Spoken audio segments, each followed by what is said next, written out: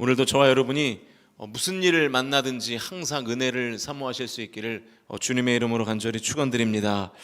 오늘은 마가복음 34번째 시간입니다. 무엇에 집중하는가라는 제목으로 말씀을 전하겠습니다.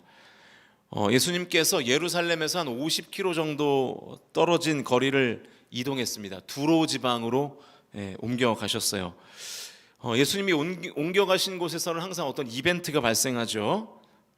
25절 말씀인데요, 같이 읽겠습니다. 25절 시작. 이에 더러운 귀신 들린 어린 딸을 둔 한 여자가 예수의 소문을 듣고 와서 그 발 아래에 엎드리니. 한 여인의 딸이 귀신에 들렸는데 그 예수님에 대한 소문을 듣고 한달음에 달려와서 예수님의 발 앞에 이제 엎드립니다. 그 여인이 어떤 여인인가? 그 여인에 대한 정보가 26절에 나오는데요, 같이 읽겠습니다.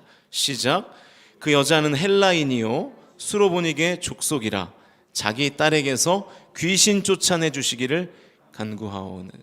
그 여인은 그 수로보니게에 사는 헬라인이었습니다. 헬라인이라는 것을 굳이 밝힌 것은 그 유대인이 아니었음을 드러내기 위한 장치인 것이죠. 이 수로보니게라는 지역은 이 팔레스타인 땅 북쪽에 위치한 수리아의 베니게 지역을 의미하는 거예요. 그래서 이게 수리아 베니게, 수리아 베니게, 수리아 베니게 하다가 나중에는 이게 수로보니게가 된 것이죠. 그러니까 이방인 지역입니다. 이방인 여인이 예수님께 찾아가서 딸에게 들어가 있는 귀신을 쫓아내달라 지금 이렇게 요청을 하고 계신 것이죠. 그런데 예수님의 대답이 아주 냉정합니다. 27절인데요, 같이 읽겠습니다. 시작. 예수께서 이르시되 자녀로 먼저 배불리 먹게 할지니 자녀의 떡을 취하여 개들에게 던짐이 마땅치 아니하니라. 수로보니게 여인을 예수님이 뭐로 여긴 거예요? 개로 여긴 거죠. 개. 이 당시에 문화적으로 보면 이 개라는 단어는 유대인들이 이방인들을 지칭하는 말이었습니다. 아무거나 다 받아들이는 그들의 삶의 방식을 마치 이 쓰레기 더미에서 이렇게 먹을 것을 뒤지는 개로 비유해서 설명을 했던 것이죠. 지금도 이 개라는 한 단어의 어감이 우리에게는 좋지 않지 않습니까? 그런데 오늘 본문에서 예수님이 사용한 개의 의미는 약간 달라요. 지금의 개념으로 설명하면 이 쓰레기 더미를 뒤지는 주인 없는 개가 아니라 주인이 있는 애완견 정도로 예수님은 묘사를 하고 계시죠. 27절을 다시 한번 읽어볼까요? 27절 시작. 예수께서 이르시되 자녀로 먼저 배불리 먹게 할지니 자녀의 떡을 취하여 개들에게 던짐이 마땅치 아니하니라. 이 27절 말씀을 주의 깊게 읽어보면 일단 개가 집 밖에 있습니까? 집 안에 있습니까? 집 안에 있다는 것을 전제로 말씀하고 계시는 것이죠. 떡도요, 안 주겠다는 뜻이 아니라 먼저 자녀들에게 주고 그 다음에 남는 것을 개들에게 주겠다는 말씀이 오늘 본문의 은연중에 드러나 있는 것이죠. 그러니까 뭐 이렇게 밖에서 쓰레기 더미를 뒤지는 개가 아니라 집에서 키우는 애완견 정도로 생각을 하고 계신 거예요. 그러나 어쨌든 뭐 개라는 비유 자체가 기분이 좋을 리는 없죠. 그런데 이 여인이 정말로 대단한 여인입니다. 성경상에 이름도 언급되지 않는 여인인데 논리적으로 굉장히 탁월해요. 굉장히 똑똑한 여인이었던 것 같아요. 28절인데요, 같이 읽겠습니다. 시작. 여자가 대답하여 이르되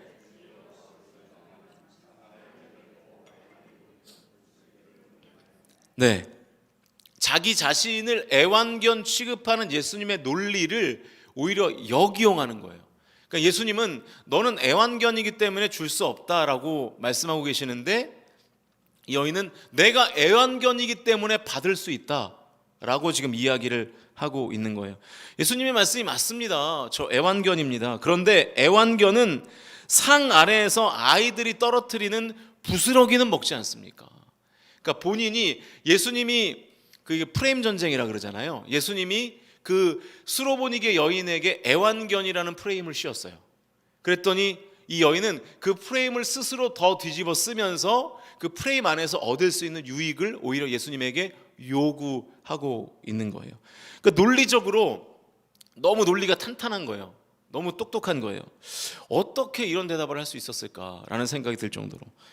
그러니까 이 여인은 개라는, 어떻게 보면 기분이 상할 수 있는 한 단어에 집중하지 않았습니다. 오직 예수님의 은혜에 집중했어요. 그래서 그 개라는 프레임을 통해서 내가 어떻게 하면 예수님의 은혜에 다가갈 수 있을까를 연구했지, 개라는 단어에 집착해서 그것 때문에 기분이 상하지 않았다라는 것이죠.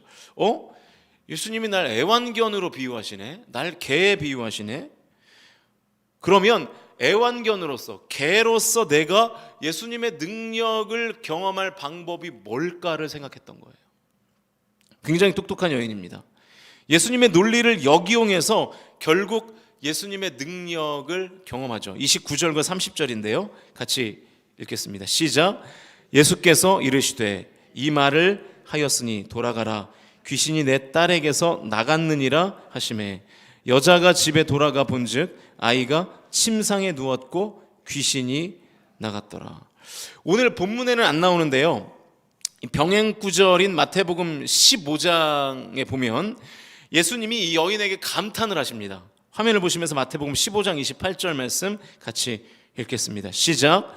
이에 예수께서 대답하여 이르시되 여자여 내 믿음이 크도다, 내 소원대로 되리라 하시니 그때로부터 그의 딸이 나으니라.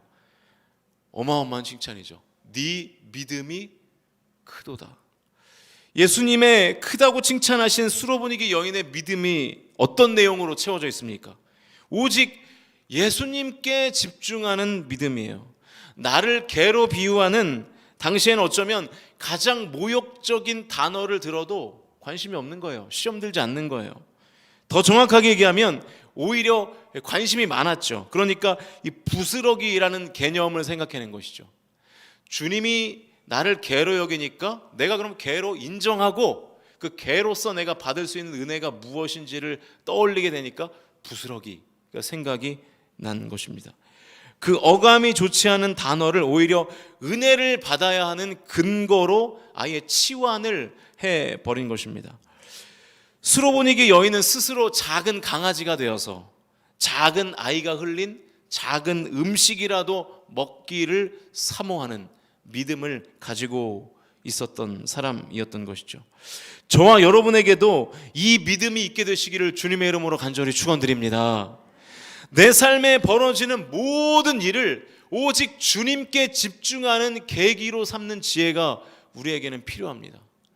우리에게 어떤 일은 하나님을 떠나게 만들고 우리에게 어떤 일은 시험에 들게 만드는 것이 아니라 내 삶에 찾아오는 모든 일을 오직 하나님의 은혜 받는 일에 연결시키는 거예요. 여러분, 내가 개 취급을 받는 게 어떻게 기분이 좋겠어요? 그러나 그럼에도 불구하고 내가 개 취급을 받는 것을 인정하고 어떻게 하면 현재 상황에서 내가 하나님의 은혜 가운데 나아갈까를 연구하는 이 수로보니게 여인의 믿음, 이 믿음을 우리가 배워야 하는 것이죠. 여러분, 자존심이 상했습니까? 자존심이 상했으니까 주님의 은혜를 구해야 될 줄로 믿습니다. 기분이 나쁘세요? 기분이 나쁘니까 하나님께 나아가 기도해야 될 줄로 믿습니다. 병 드셨습니까? 병에 드셨으니까 주님의 은혜를 구해야 되는 줄로 믿습니다. 여러분, 가정이 어려우세요? 물질에 문제가 있으세요? 가정이 어렵고 물질에 문제가 있으면 더 주님 앞에 나아가야 하는 것이죠. 저와 여러분이 나의 상황, 나의 기분과 감정, 나의 자존심에 빠져서 하나님을 떠나 허우적대는 일이 없기를 주님의 이름으로 축복합니다. 오직 그 모든 감정과 상황과 현실을 주님을 만나는 일에 써야 돼요. 주님을 만나는 일에. 그 일본의 경영의 신 중에 그 마쓰시다 고노스케라는 사람이 있어요. 돌아가셨는데 굉장히 그 일본에서는 진짜 유명한 사람인데요. 이분이 그 잘 배우지를 못했고, 그리고 건강이 굉장히 안 좋았고, 그리고 아는 사람이 별로 없었어요. 근데 이분이 나중에 어떻게 이분이 제가 알기로 파나소닉이라는 브랜드를 만든 사람인데 이렇게 그 시초죠. 근데 이분이 너무 몸이 약하고 너무 배운 것이 없어서 오히려 성공했다고 하는 거예요. 그러니까 너무 몸이 약하니까 항상 운동을 했대요. 너무 몸이 약하니까 항상 식단을 조절했대요. 그리고 너무 배운 게 없으니까 어린 아이에게도 배우려고 하는 자세가 있었다라는 거예요. 그러니까 여러분, 우리는 보통 그렇게 생각하잖아요. 나는 무식해서, 나는 배운 게 없어서 나는 성공할 수 없어. 나는 몸이 약해서 나는 성공할 수 없어. 그런데 이분은 그렇게 얘기합니다. 내가 배운 게 없기 때문에 나는 성공할 수 있었습니다. 나는 내 몸이 약하기 때문에 성공할 수 있었습니다. 그 생각의 전환이 있는 거예요. 여러분, 신앙생활도 마찬가지입니다. 우리의 상황이 안 좋으니까 더 예수님을 따라가야 되는 거예요. 우리의 기분과 감정이 더 상해 있으니까 어떻게 해야 돼요?